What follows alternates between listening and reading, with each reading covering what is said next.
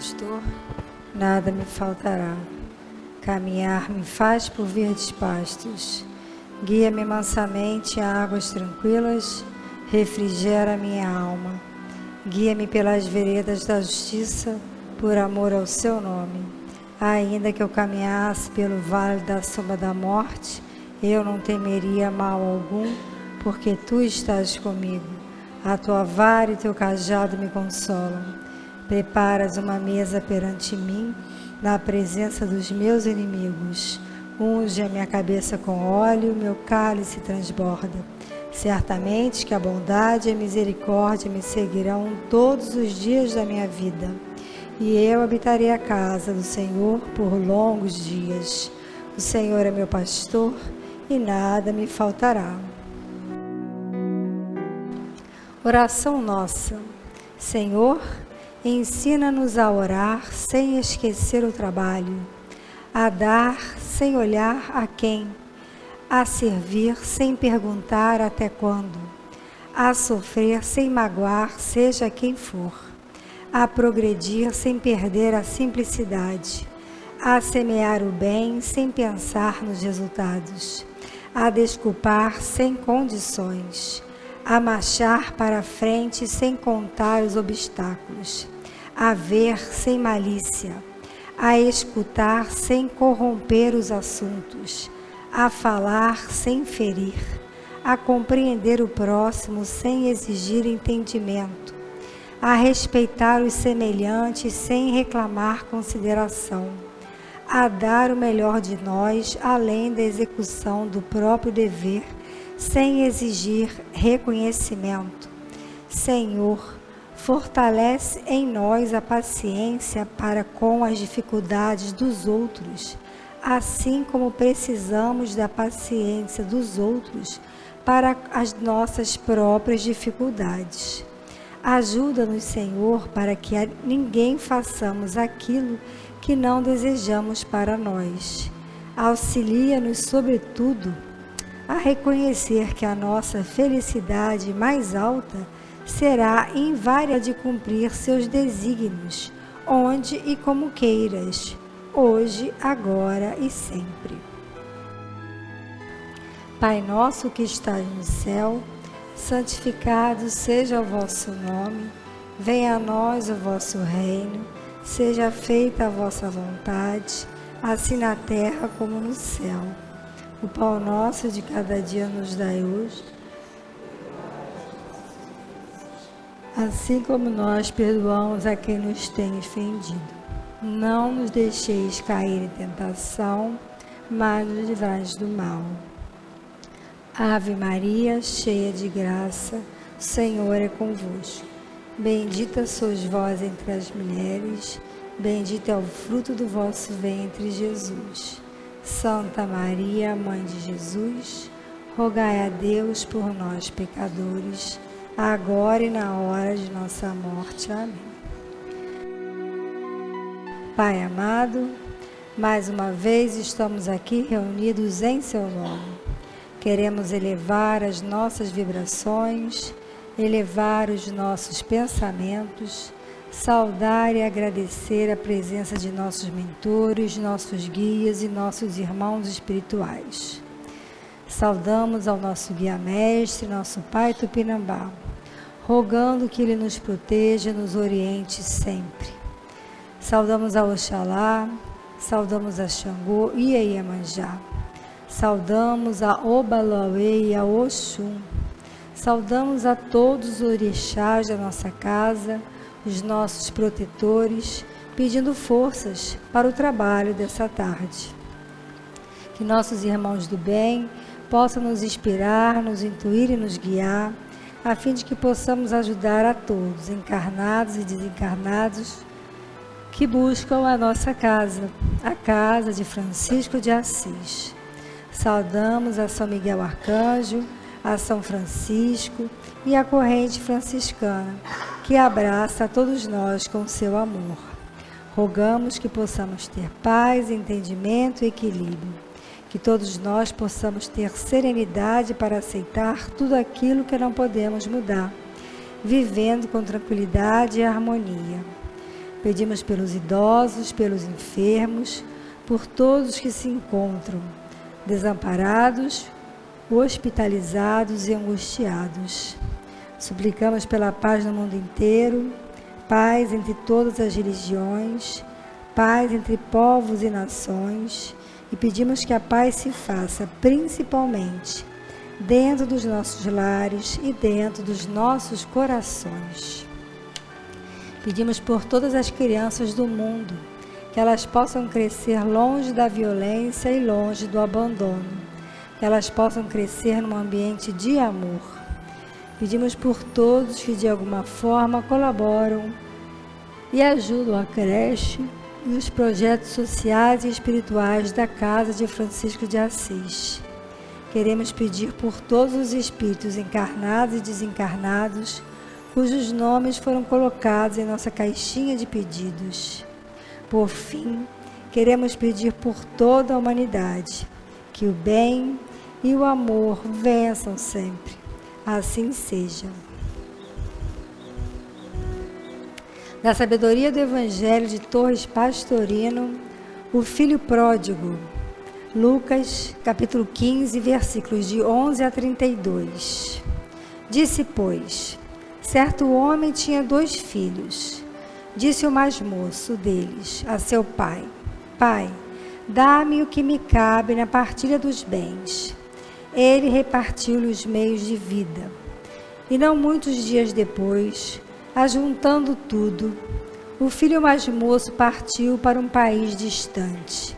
E lá, por viver prodigamente, dilapidou os seus bens. Tendo gasto tudo, sobreveio grande fome, e ele começou a sofrer privações.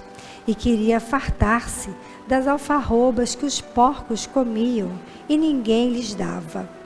Mas, caindo em si, dizia: quantos empregados de meu pai se fartam de pão ou de fome? Levantando-me, irei a meu pai, e dir-lhe-ei: Pai, errei contra o céu diante de ti. Já não sou digno de ser chamado teu filho. Faze-me como um de seus empregados. E levantando-se, foi para seu pai. Estando ainda a grande distância, viu seu pai e compadeceu-se, e correndo, lançou-lhe ao pescoço e beijou. Disse-lhe o filho: Pai, errei contra o céu e diante de ti. Já não sou digno de ser chamado teu filho. Disse então o pai a seus servos: Trazei depressa a melhor túnica, e vesti nele, e dai um anel para a mão, e sandálias para os pés. E trazei o bezerro gordo, e matai-o, e comendo, alegramo-nos. Porque esse meu filho estava morto e reviveu, estava perdido e foi achado. E começaram a alegrar-se. Seu filho mais velho, porém, estava no campo, e voltando chegou a casa, e ouviu sinfonias e coros. E chamando um dos moços, perguntou-lhe o que era aquilo. Esse disse-lhe: Teu irmão chegou, e teu pai matou o bezerro gordo, porque o recebeu com saúde. Aborreceu-se então, e não queria entrar, mas, saindo, seu pai o convidava. Respondendo, porém, disse a seu pai: Eis, tantos anos te sirvo, e nunca transgredi uma ordem tua, e jamais me deste um cabrito para me alegrasse com meus amigos. Mas quando veio esse teu filho, que te devorou os haveres com meretrizes, matastes para ele um bezerro gordo. Ele disse-lhe, porém: Filho, tu sempre estás comigo, e tudo que é meu é teu. É preciso alegrar-se e rejubilar-se, porque esse teu irmão estava morto e reviveu, estava perdido e foi achado. Comentários de Torres Pastorino. Seguindo os argumentos das diversas parábolas, podemos aprofundar mais este ensino. O filho pede que seja feita a partilha dos bens e quer sua parte para ter liberdade de agir, e não cogita de amor e nem de piedade filial. Viaja para um país distante, a fim de não ser vigiado em seu modo de agir, e dissipa os bens sem pensar em repor o que gasta por meio de trabalho. Lógico que o capital chega ao fim. Com a escassez de colheitas, mais difícil se tornou sua posição. Emprega-se, mas sofre a suprema humilhação de ter que apacentar os porcos. E nesse interim, com muita fome, passa por suas mãos a alimentação abundante dos animais, quando vem a vontade de devorá-las, para que pudesse saciar a sua fome. Nesse ponto, parado enquanto olhava os bichos, pôde meditar sobre sua situação e entra em si mesmo, passando a julgar pela razão, e percebe que cometeu um grande erro. Resolve então regressar ao lar paterno, solicitando um lugar como empregado, já que sente não mais merecer o posto de filho. Pelo menos, ainda como servo, terá alimentação e não mais viverá entre os porcos. Revela, portanto, humildade e confiante amor pelo Pai. Feita a viagem, é percebido ainda ao longe pelo instinto paterno. O pai manifesta sua alegria com abraços e beijos, manda vesti-lo com a melhor túnica, calçá-lo e coloca em seu dedo o anel simbólico da família. No ponto exato em que o ser representado abre os olhos e sabe ver-se a si mesmo, se situa o apoio onde se toma o impulso para regressar. Seria o fim da estrada da descida involutiva e o início da subida evolutiva, onde aplicamos o conhece-te a ti mesmo.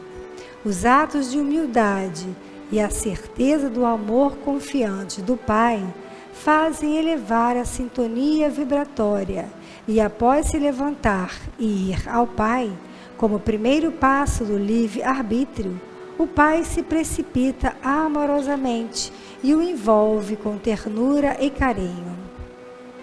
O filho mais velho, que chega do campo, não se conforma em ver a festa tributada ao mais moço. Deixa-se levar pelo despeito e pela inveja. Sempre ficara ao lado do pai, servindo-o, e nunca teve nem sequer um cabrito para alegrar-se com seus amigos. É a posição normal da pseudo-virtude. O pai procura justificar sua conduta, demovendo-o de sua infantilidade mental. Apesar de mais velho, revela-se infantil e comprova com isso que não é a idade nem a permanência em santuários que vale como testemunha da evolução. Nem tampouco vale o fato de dedicar-se à vida reclusa ou apego aos mandamentos, cerimônias e ritos externos. Nada disso exprime alguma evolução. No final, o pai dirige-se ao mais velho, recordando-lhe que está sempre com ele em união inseparável e que tudo que é meu é teu. Frase que Jesus emprega na oração em relação ao Pai. Realmente, se considerarmos esse irmão mais velho como um espírito já evoluído, em união total com o Pai, é profundamente estranho esse comportamento despeitado e invejoso, que atesta o imenso atraso. Essa contradição novamente nos impele à meditação para ver se conseguimos perceber esse apego a exterioridades e aparências que tanto impede a percepção do verdadeiro caminho da incitação para dentro de cada um de nós. essa é uma das melhores lições que eu leio aqui, porque ela nos traz, numa só historinha, um monte de reflexão, né? É a parábola do filho pródigo. Então, o pai tem 2 filhos, o filho mais novo pede a parte dele da herança, naquela época era comum, né? O cara pede a parte do dinheiro, o pai dá a parte do dinheiro, ele vai embora. E o mais velho trabalha com o pai, fica lá na fazenda trabalhando com o pai, sempre trabalhou com o pai. Esse filho mais novo pega a parte do dinheiro, vai, gasta tudo, começa a passar necessidades até de fome. Gasta tudo, fica sem nada, começa a passar fome e começa a se lembrar, poxa vida, e agora? Aí começa a se lembrar que quando estava com o pai, até os empregados comiam bem melhor do que ele comia, porque ele estava lá cuidando dos porcos, e os porcos, onde ele estava trabalhando, comiam melhor do que ele estava comendo agora, né? E aí ele começa a ter uma sensação de arrependimento, de vontade de voltar, e pensa em voltar. E aí ele volta, arrependido, e é bem recebido pelo pai. No que ele é bem recebido pelo pai, aquele irmão mais velho que estava lá com o pai, todo certinho, bababá, fica revoltado. Poxa vida, como é que você está recebendo? E esse irmão mais novo, ele volta todo arrependido mesmo, humilde. Não, eu não quero nem ser mais seu filho, eu quero que o senhor me trate como seu empregado. Para mim é suficiente ser seu empregado. O pai não, o pai fala, pede para eles trazerem a melhor túnica, o anel, bota o anel da família no dedo, as sandálias, todo o ritual lá de abraçar o filho de volta, e o irmão mais velho lá revoltado com a situação. Não se conformou. Ou seja, vários e vários sentimentos que a gente vê nessa parábola, que a gente vai conversar sobre isso aqui agora, né? Primeiro a gente vai falar sobre o afastamento desse, vamos lá, o pai, nosso pai. Os irmãos somos nós, né? Então, o primeiro, o afastamento do pai, né? Os apelos mundanos que nos afastam do pai. No caso do irmão mais novo, né? As facilidades, mulheres, luxúrias, riquezas, né? Foi embora, as riquezas, se afastou do pai. Se afastou, foi lá gastar todo o dinheiro do mundo, se afastou do pai. A gente se afasta também do pai. Normalmente a gente se une ao pai na dor. A gente se afasta. Quando está tudo bem, a gente acaba se afastando. A gente ainda está nessa vibe. Estamos melhorando. Mas a gente ainda tem esse pouquinho. Tem muita gente que não, a gente já pulou desse degrau. Mas muitas vezes a gente ainda, quando está tudo bem, a gente acaba dando uma relaxada. Não é legal. O legal é que a gente não relaxe e não se afaste do pai quando está tudo bem. Não se aproxime do pai só quando está dolorido, só quando está na dor, não. Que a gente continue juntinho dele o tempo todo, na dor também, né? Então, esse afastamento fez com que ele se afastasse. E a gente se afasta. A gente se afasta porque está com falta de tempo, a gente se afasta porque não damos o valor devido, a gente se afasta por falta de conexão, a gente se afasta porque a nossa fé é vacilante, a gente se afasta por N motivos. O afastamento, ele acontece, né? E aí, às vezes acontece o arrependimento. E o arrependimento, ele pode e deve acontecer sim, por que não? O nosso Pai, ele vai sempre nos perdoar. O arrependimento faz parte da nossa questão humana. A gente pode se arrepender. O arrependimento, ele só não é legal quando a gente arrepende e faz de novo. Ah, poxa vida, eu me arrependi, faz de novo. Ah, me arrependi, faz de novo. Então, esse arrependimento não está valendo muito, não. Quando a gente se arrepende de fato daquela questão e não faz mais, aquele arrependimento serviu. Quando a gente se arrepende e faz, se arrepende e faz, se arrepende e faz, aquele arrependimento não está servindo, certo? Então, quando a gente se arrepende, a gente fez aquela escolha errada, a gente teve aquele livre-arbítrio, escolheu errado, se arrependeu e não vai mais fazer. Esse rapaz, por exemplo, escolheu, fez aquela escolha errada, e reconheceu o erro dele e voltou, provavelmente ele fez uma escolha errada e não vai fazer de novo, né? A gente tem a escolha do livre-arbítrio, né? A gente tem o livre-arbítrio o tempo todo. No momento que a gente acorda, até o momento que a gente vai dormir, a gente faz escolhas na nossa vida. Simples e complexas, o tempo todo. O tempo todo. Então, esse livre-arbítrio é ótimo para a gente, mas nem tudo nos serve, né? Então, a gente tem que prestar muita atenção nessas nossas escolhas. Às vezes, a gente se arrepende. E o arrependimento é para a gente não fazer de novo. Então, o nosso Pai, ele vai entender isso. Esses arrependimentos, a gente tem que fazer orações para que a gente seja iluminado para fazer as melhores escolhas sempre. Então, a gente também tem nessa lição do filho pródigo essa questão do arrependimento, né?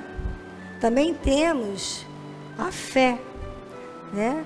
A fé que esse filho teve no pai. Ele tinha certeza que o pai ia abraçá-lo, como o pai abraçou.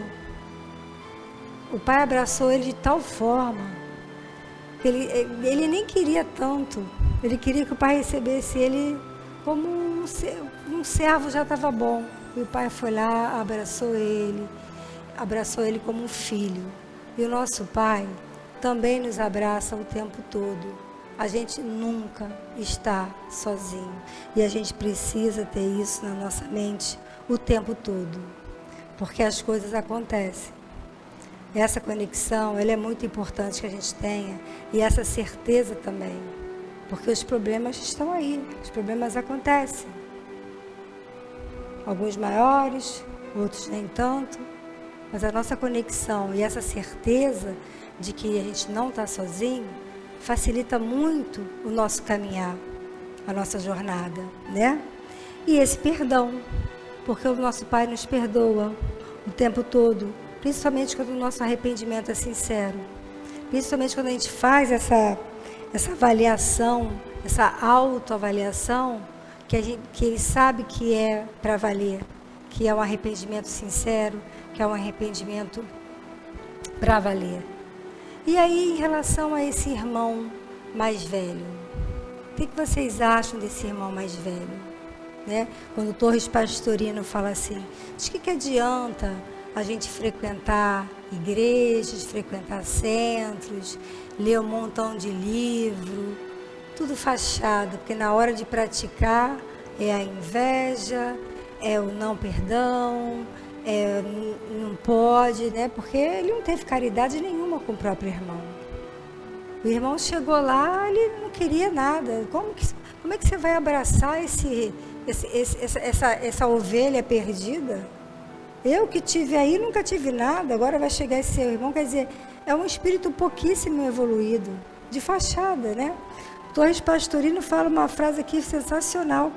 Chegou a lastimar o fato do pai comemorar o retorno do irmão mais novo. Ou seja, ele teve inveja, ele teve ciúme, ele teve egoísmo, ele teve crueldade. Que essência é esse do irmão mais velho?